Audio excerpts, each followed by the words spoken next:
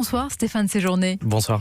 Quand on annonce le directeur de campagne pour La République En Marche aux Européennes, eh bien on s'attend à voir Emmanuel Macron. C'est bien lui le chef et vrai directeur de campagne. Non, c'est pas le chef de campagne.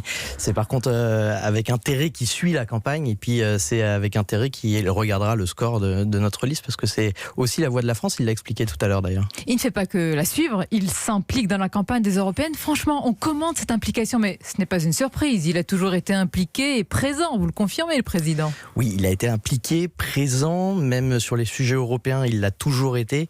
Et puis, il faut revoir aussi le début de campagne, puisqu'on a poussé cette tribune européenne qu'il avait publiée dans toute la presse nationale européenne. C'était déjà une première implication. Encore une fois, il fait ça parce que c'est la voix de la France et puis c'est l'image de la France dans le monde et en Europe de ne pas avoir le Front National en tête de cette justement, élection. votre principal adversaire, c'est la question que j'allais vous poser dans cette campagne, est identifié. Emmanuel Macron a dénoncé et visé nommément le Rassemblement national. Est-ce que vous n'installez pas de fait, Stéphane Séjourné, un face-à-face qui peut être dangereux? Attention. Il existe de fait, en réalité. Il existe de fait. Dans les Il suffit sondages, de regarder les intentions de vote et malheureusement, il existe.